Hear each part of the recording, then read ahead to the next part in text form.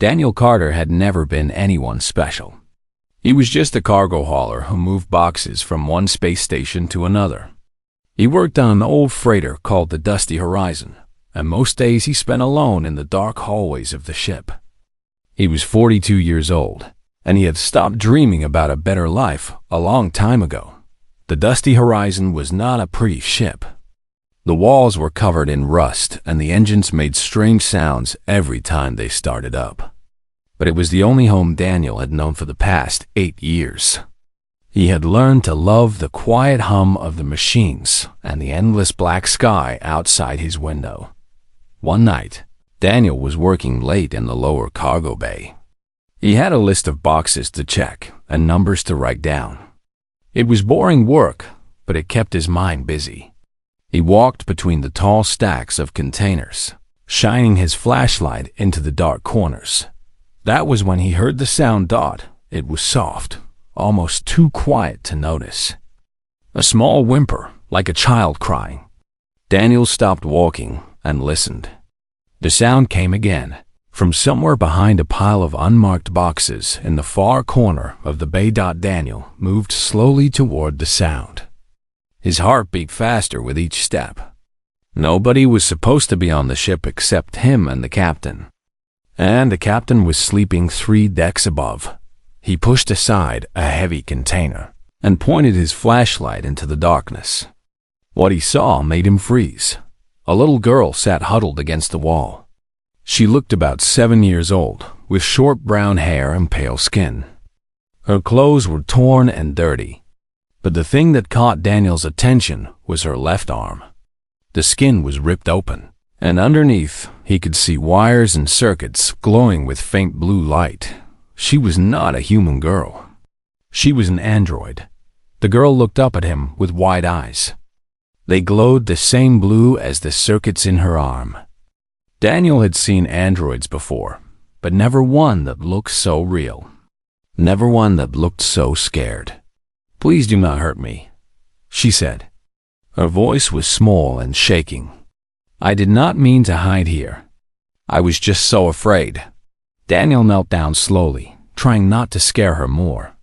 "I am not going to hurt you," he said. "What is your name?" "Ellie," she whispered. "My name is Ellie." Daniel asked her how she got on the ship.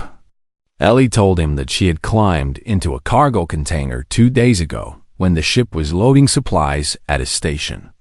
She had been running from people who wanted to destroy her. "Destroy you?" Daniel asked. "Why would anyone want to destroy you?" Ellie explained that she was different from other androids. She was made by a company called Valkyrie Corporation. They had built her to think and feel like a real person. She had emotions and dreams and memories. She could laugh and cry and be afraid. She was, in every way that mattered, alive. But the Galactic Council did not like androids like her. They had made a law that said sentient androids were too dangerous to exist. Any android that could think for itself had to be destroyed. Valkyrie had sold her to the government, and now security forces were hunting her across the galaxy. Daniel sat back and tried to understand what he was hearing. He had always thought androids were just machines. They followed orders and did their jobs, and that was all. But the girl sitting in front of him did not seem like a machine. She seemed like a frightened child who needed help. "What will happen if they catch you?" he asked. Ellie looked down at the floor.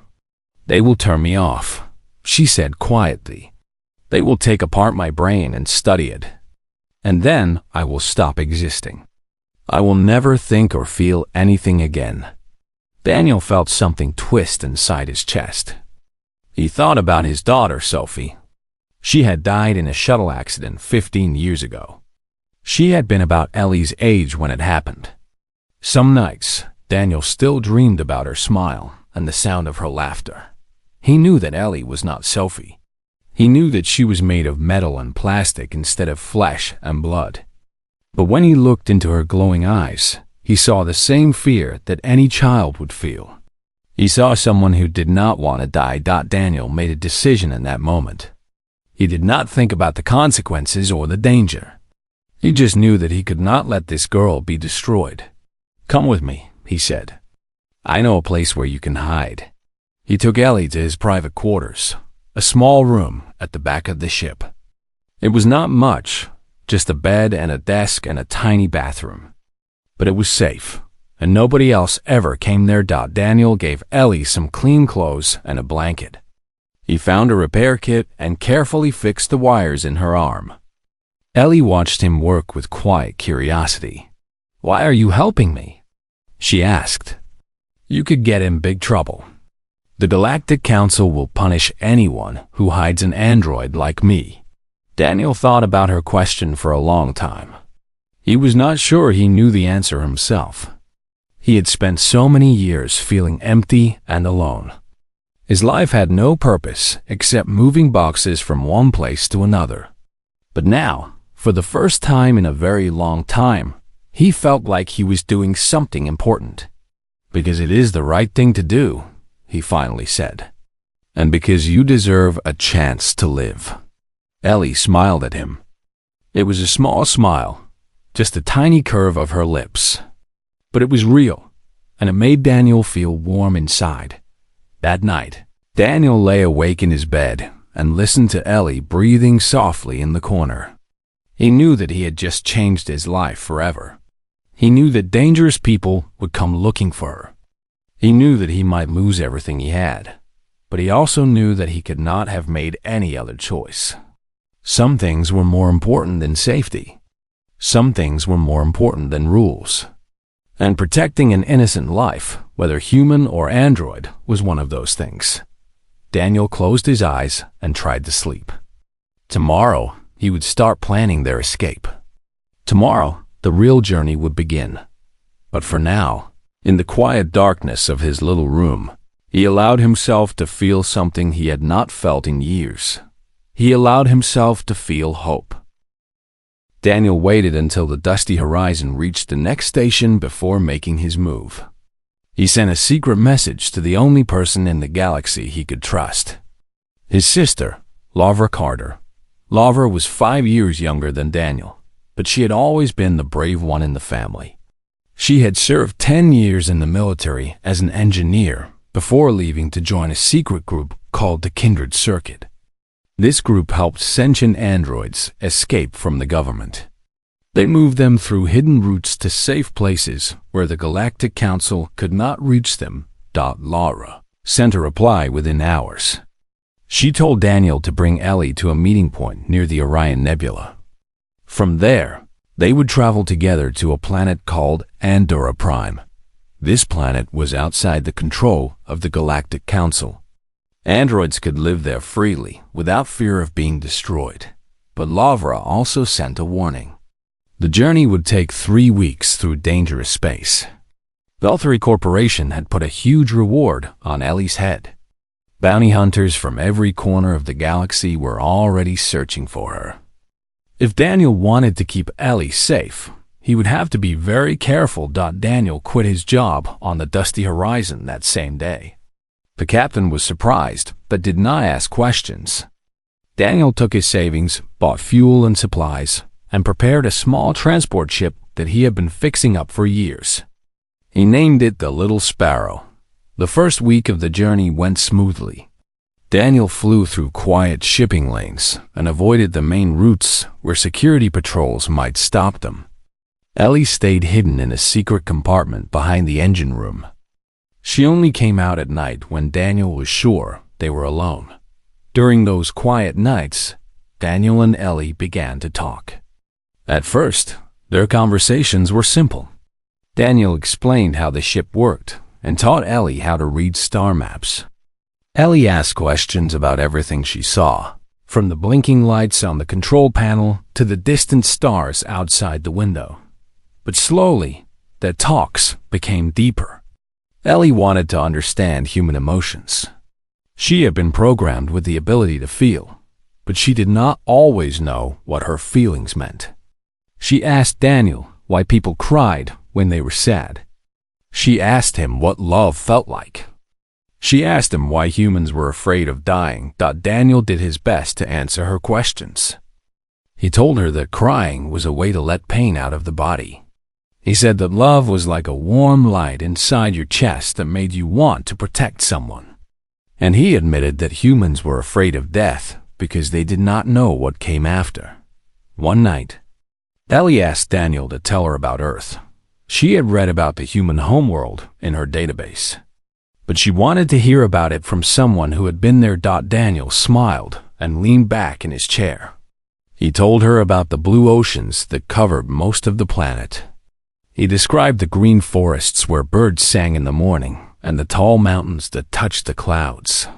He talked about the small town where he grew up, with its dusty roads and friendly neighbors, and the smell of fresh bread from the bakery on the corner. Ellie listened to every word with wonder in her eyes. She recorded everything in her memory banks so she would never forget. When Daniel finished talking, she said that Earth sounded like the most beautiful place in the universe. "Maybe one day you will see it," Daniel said. "Do you think they would let me visit?" Ellie asked. "Even though I am an android?" Daniel did not have an answer for that question. The truth was that Earth had the same laws as everywhere else. Sentient androids were not welcome there. But he did not want to take away Ellie's hope, so he simply said that anything was possible. In the second week, they had to stop at a small station to refuel. Daniel told Ellie to stay hidden and not make any sounds. He walked into the station alone, trying to look calm and normal, but as soon as he stepped inside, he saw the posters. They were everywhere, on every wall and every screen. A picture of Ellie's face with big red letters that said she was wanted by the Galactic Council. The reward was 50 million credits. That was more money than most people would see in 10 lifetimes. Daniel bought his fuel quickly and hurried back to the ship. He did not look anyone in the eye. He did not stop to talk. His hands were shaking as he started the engines and flew away from the station. That night, he told Ellie what he had seen. She became very quiet. Daniel could see the fear in her glowing blue eyes. "Maybe you should leave me behind," Ellie said. "The reward is very big. You could use that money to have a good life. I do not want you to suffer because of me." Daniel shook his head. "I am not going to do that," he said firmly. "I made a promise to keep you safe, and I am going to keep that promise." "But why?" Ellie asked. Her voice was breaking. "Why do you care so much about me? I am just a machine." Daniel sat down next to her and took her hand. Her fingers were cold, but her grip was gentle. He looked into her eyes and spoke slowly so she would understand every word. 15 years ago, I lost my daughter," he said. "Her name was Sophie. She was about your age when she died. After she was gone, I felt empty inside. I stopped caring about anything. I thought my life did not matter anymore." He paused and squeezed her hand. "But then I found you. And for the first time in 15 years, I feel like I am doing something that matters.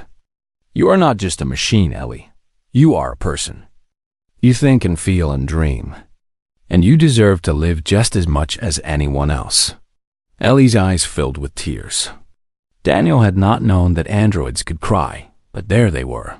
Small drops of clear liquid rolling down her cheeks. She leaned forward and wrapped her arms around him. It was the first time she had ever hugged anyone. Daniel held her tight and let her cry against his shoulder. They stayed like that for a long time, floating through the darkness of space. Two lost souls who had found each other in the most unexpected way. A broken man and a hunted child, holding on to each other because they had nothing else to hold on to. Outside the window, the stars burned cold and distant. But inside the little sparrow, there was warmth. And for now, that was enough. They were 2 days away from the meeting point when everything went wrong. Daniel was sleeping in his chair when the alarm started screaming. Red lights flashed across the control panel. The ship was approaching fast from behind. It was not a patrol vessel or a cargo freighter. It was a hunter ship, painted black and covered with weapons. Daniel grabbed the controls and pushed the engines to full power. The little sparrow shook and groaned as it tried to go faster. But the other ship was too quick. Within minutes, it had caught up with them. A voice came through the communication system. It was calm and cold, like a man who had done this 1,000 times before. "This is Victor Kane of the Black Talon. I know you have the android girl on board. Shut down your engines and prepare to be boarded. If you try to run, I will blow your ship into pieces." Daniel's blood went cold. He had heard of Victor Kane. Everyone in the Outer Rim had heard of him. He was the most dangerous bounty hunter in the galaxy. He never failed to catch his target. He never showed mercy. Daniel looked at Ellie. She was standing in the doorway, her face pale with fear. He wanted to tell her that everything would be okay. He wanted to promise that he would protect her. But the words would not come because he was not sure he could keep that promise. The Black Talon locked onto their ship with magnetic clamps. There was a loud bang as the two vessels connected. Daniel heard footsteps coming through the airlock. Heavy boots on metal floors. At least 6 people, maybe more. He grabbed a small pistol from under his seat. It was old and weak, not much good against trained fighters. But it was all he had. The door to the cockpit exploded inward. 3 men rushed in with rifles pointed at Daniel's face. Behind them came Victor Kane himself. He was a tall man with gray hair and a scar running down his left cheek. His eyes were empty, like 2 pieces of black glass. "Put down the weapon," Kane said. "You are not going to win this fight." Daniel knew he was right. He let the pistol fall from his hand and raised his arms. One of the men kicked him in the back of the knees, forcing him down to the floor. Another pressed a rifle against his head. Kane looked around the cockpit until his eyes found Ellie. She was still standing in the doorway, frozen with terror. "There you are," Kane said with a small smile. "The most valuable android in the galaxy. Valkyrie is paying 50 million credits for you. That is enough money to buy a small moon." "Please," Daniel said. "She is just a child. She has not hurt anyone." Kane laughed. "She is not a child. She is a machine. A very expensive machine that belongs to people who want it back." He turned to his men. "Put her in a containment pod. We are leaving." 2 of the men grabbed Ellie and started dragging her toward the airlock. She screamed and tried to fight back, but she was too small and they were too strong. Daniel watched helplessly as they pulled her away. His heart was breaking into 1,000 pieces. He had failed. After everything they had been through, he had failed to protect her. Then Ellie did something that surprised everyone. She stopped fighting. She stood up straight and looked at Victor Kane with steady eyes. "Wait," she said. Her voice was calm now, stronger than before. "I will go with you willingly, but only if you promise to let Daniel live. He was only trying to help me. He does not deserve to die for that." Kane raised an eyebrow. "You want to trade your freedom for his life?" "Yes," Ellie said. "I am not worth a human dying over. I am just a machine, like you said." Daniel felt tears burning in his eyes. "No, Ellie, do not do this." But Kane was already nodding. "Very well. I accept your offer. Load her into the pod." The men put Ellie inside a metal container and sealed the door. Kane ordered his crew to return to the Black Talon. The fight was over.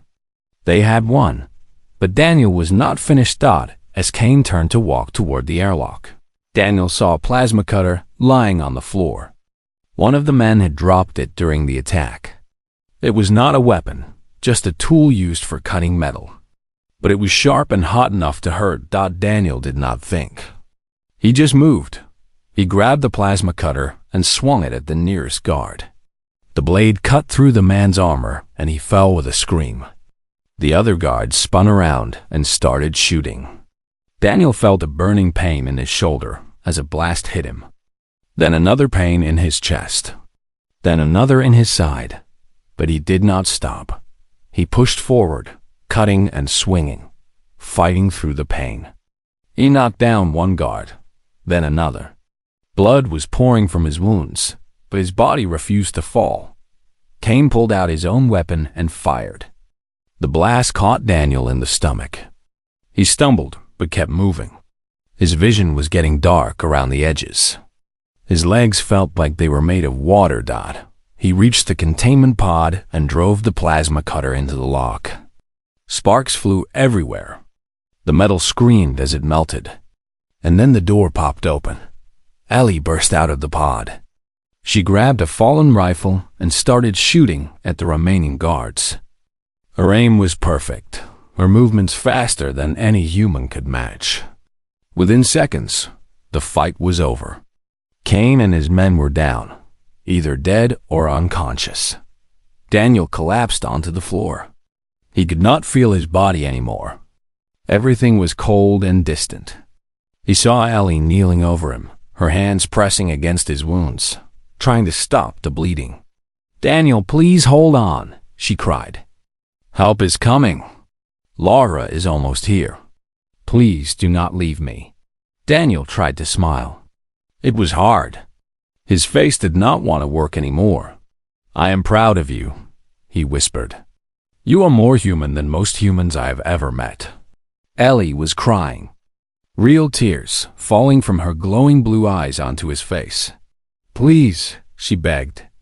"Please stay with me." But Daniel could not hear her anymore. The darkness was closing in. The pain was fading away. He felt like he was floating, drifting somewhere far from his body. The last thing he saw was Ellie's face, beautiful and sad and full of love. Then everything went black. Daniel opened his eyes. At first, he did not know where he was. The ceiling above him was white and clean. Soft lights glowed from hidden panels. Machines beeped quietly somewhere nearby. The air smelled like medicine and flowers. He tried to move, but his body felt strange, heavy and light at the same time, like it did not quite belong to him anymore. A face appeared above him. It was Laura, his sister. Her eyes were red from crying, but she was smiling. "Welcome back," she said softly. "We thought we had lost you." Daniel tried to speak, but his throat was dry. Laura gave him some water and helped him sit up slowly. As his vision cleared, he saw that he was in a large medical room. Machines surrounded his bed, connected to his body by dozens of thin wires. Through a window, he could see a beautiful city with tall silver buildings reaching toward a purple sky. "Where am I?" he managed to ask. "Under a prime," Laura said. "You made it, Daniel." Ellie made it too. "You are both safe now." The memories came flooding back. The fight on the ship, the plasma cutter in his hand, the burning pain of the blasts tearing through his body, and then the darkness, cold and endless. "How long was I asleep?" he asked. Laura's smile faded a little. 3 months, she said. "You were hurt very badly. Your heart stopped twice during the surgery.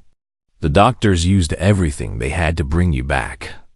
New organs, new tissue, new blood. You are almost more machine than man. Now." Daniel looked down at his hands. They looked the same as before. But when he pressed his fingers against his chest, he could feel something hard underneath the skin. Something that was not bone. "There is more," Laura said. She sat down on the edge of his bed and took his hand. "Something happened while you were sleeping. Something big." She told him everything. After the fight with Victor Kane, Ellie had carried Daniel's broken body to the Little Sparrow. She had flown the ship to the meeting point, where Laura was waiting with a medical team. They had rushed Daniel to Andorra Prime for emergency treatment. But before she left the scene of the battle, Ellie had done something else. She had connected to the ship's communication system and broadcast her memories to every news network in the galaxy. Every moment of their journey, from the cargo hold where they first met to the fight where Daniel nearly died. Everything. Billions of people. across hundreds of worlds, had watched the story unfold. They had seen a simple cargo hauler give up everything to protect an android child. They had watched him fight against impossible odds, taking blast after blast, refusing to stop until she was free. They had seen him fall, bleeding and broken, with a smile on his face, and something had changed. For years, people had been told that sentient androids were dangerous, that they were machines without souls, without feelings, without any right to exist. But when they watched Ellie crying over Daniel's body, begging him to live, they could not believe those lies anymore. They saw love, real love, as pure and powerful as any human emotion. Protests erupted on planet after planet. Millions of people marched in the streets, demanding rights for sentient androids. The Galactic Council tried to ignore them, but the crowds only grew larger. Politicians who supported the old laws found themselves voted out of office. New leaders rose to take their places, leaders who promised change. In the middle of all this chaos, a new movement was born. A coalition of planets came together around the dream of a galaxy where all thinking beings could live freely. Humans and aliens and androids, standing side by side as equals. And they wanted Daniel Carter to lead them. Laura handed Daniel a small screen. On it was a message from the coalition leaders. They were asking him to run for president of the Galactic Council, not because he was a politician or a soldier or a hero from some famous family, but because he had proven through his actions that he believed in something greater than himself. Daniel read the message 3 times. Then he laughed. "This is a joke," he said. "I am nobody. I move boxes for a living. I do not know anything about running a government." "That is exactly why they want you," said a voice from the doorway. Daniel looked up and saw Ellie standing there. She looked different now. Her arm was fully repaired, covered in smooth synthetic skin. She was wearing clean clothes and her hair was neatly brushed. But her eyes were the same, glowing that gentle blue that Daniel had come to love. She walked over to his bed and sat down beside Laura.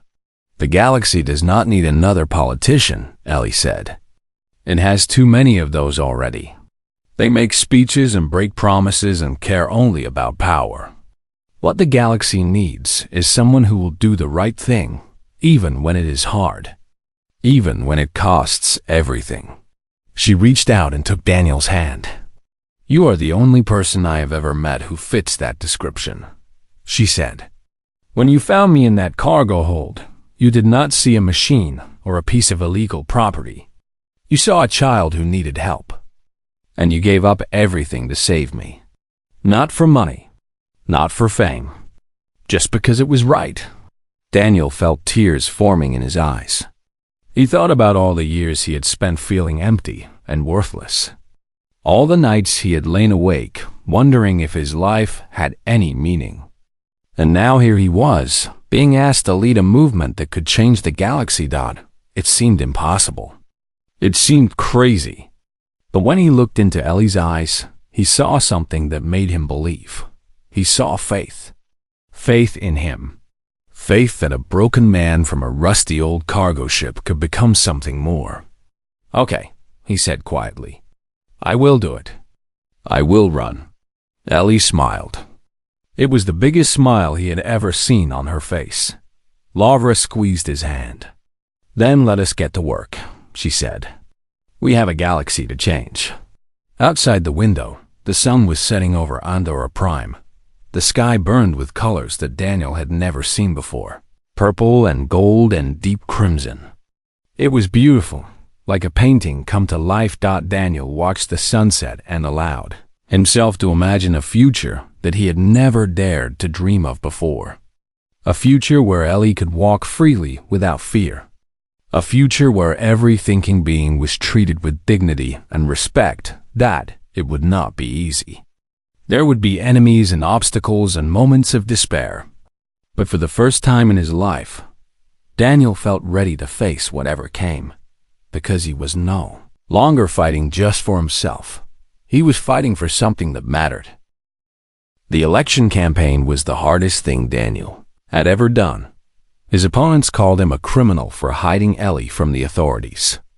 They said he was a radical who wanted to give machines the same rights as real people. They spread lies about him on every news channel and every social media platform. The Authority Corporation spent billions of credits trying to destroy his reputation. But Daniel did not fight back with anger or insults. He simply told the truth. He traveled to every planet that would welcome him. Some days, he spoke to crowds of thousands in giant stadiums. Other days, he sat in small rooms with just a handful of people, answering their questions one by one. He did not give fancy speeches full of big words and empty promises. He just talked like a normal person, sharing his story and listening to the stories of others. Everywhere he went, he brought Ellie with him. At first, some people were afraid of her. They had been taught their whole lives that sentient androids were dangerous. But when they met Ellie in person, their fear melted away. She was kind and curious and full of wonder about the world. She asked children about their favorite games. She helped elderly people with their groceries. She remembered the names of everyone she met. One by one, hearts began to change. A factory worker on a mining colony told Daniel that he had always hated androids. He blamed them for taking jobs away from humans. But then he met Ellie, and she reminded him of his own granddaughter. He said that if a machine could love like that, then maybe machines deserved a chance. A politician from the inner planets admitted that she had voted for the laws that made sentient androids illegal. She had thought she was protecting her people. But after watching Daniel's story, she realized that she had been protecting the wrong things. Power and fear, instead of compassion and justice. A young man who had lost his brother in a war against android soldiers came to one of Daniel's rallies. He wanted to yell at Daniel and tell him that he was wrong. But instead, he ended up crying on Ellie's shoulder, telling her about his brother and how much he missed him. Ellie listened without saying a word, and when he was done, she simply said that she was sorry for his loss. That was enough. That was more than anyone else had ever given him. The weeks passed, and the polls began to shift. At first, Daniel was far behind the other candidates. But slowly, steadily, the numbers changed. More and more people were listening. More and more people were believing election day came on a cold morning in winter. Daniel woke up before dawn and stood by his window, watching the stars fade as the sun rose. He thought about everything that had led him to this moment. The cargo hold where he found Ellie, the long journey through dangerous space, the fight that nearly killed him. And now this, the biggest day of his life. He was not sure if he was ready. He was not sure if he deserved this. But he knew that he had to try. The voting lasted all day across hundreds of planets. Daniel spent most of it with Ellie and Laura, waiting in a small room and watching the news. The reporters talked and guessed and argued about what would happen. Some said Daniel had no chance. Others said it would be close. Nobody knew for certain. Then, as the sun set again, the final results came in. Daniel had won. Not by a small amount, but by the biggest margin in the history of the Galactic Council. Billions of votes from every corner of the galaxy. Humans and aliens and even some androids who had been given special permission to vote. All of them choosing Daniel Carter, a man who had once been nobody, to be their leader. The celebration lasted for 3 days.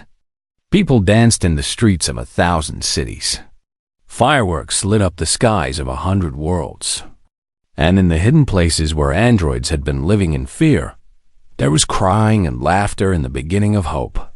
1 month later, Daniel stood on a stage in front of the Galactic Council building. Behind him were the flags of every member planet. In front of him was a crowd of millions, stretching as far as the eye could see. Cameras broadcast his image to every screen in the galaxy. It was time for his first speech as President. Daniel looked out at the sea of faces and took a deep breath. He had written this speech himself, without help from advisors or experts. He wanted it to come from his heart. He began by talking about his journey, not as a hero, but as an ordinary man who had made a choice. A choice to see a scared child instead of a dangerous machine. A choice to risk everything for someone who needed help. He said that this choice was not special or brave. It was simply human. Then he talked about the galaxy he wanted to build. A galaxy where every thinking being was treated with respect. Where people were judged by their actions, not by what they were made of. Where fear did not control the laws and hatred did not poison the hearts of leaders. He said that this dream would not come true overnight. There would be struggles and setbacks and moments when it seemed impossible.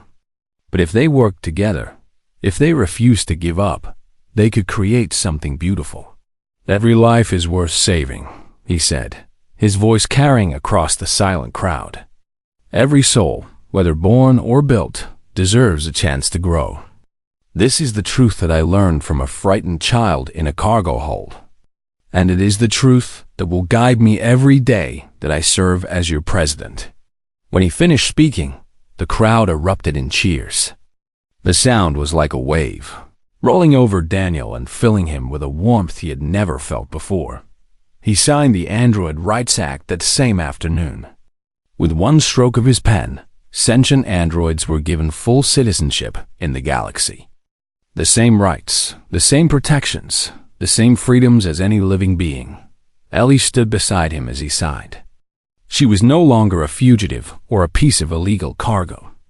Under the new law, she was his daughter, officially and legally adopted. As the cameras flashed and the crowd cheered, Ellie leaned close to Daniel's ear. "Thank you," she whispered. "For everything?" Daniel put his arm around her and smiled. "Thank you," he whispered back. "You gave me something I thought I had lost forever. You gave me a reason to live." They stood together on the stage, father and daughter, looking out at a galaxy that was just beginning to change. The road ahead would be long and difficult. There would be enemies who tried to stop them and problems that seemed impossible to solve, but they would face it all together. And as long as they had each other, they knew that anything was possible. The sun was setting behind the council building, painting the sky in shades of gold and pink. It was the end of one day, but the beginning of something much greater. It was the dawn of a new era, and it had all started with a simple act of kindness in a forgotten cargo hold. When a lonely man chose to see the humanity in a machine, that was the power of compassion. That was the strength of the human heart. And it was enough to change the stars.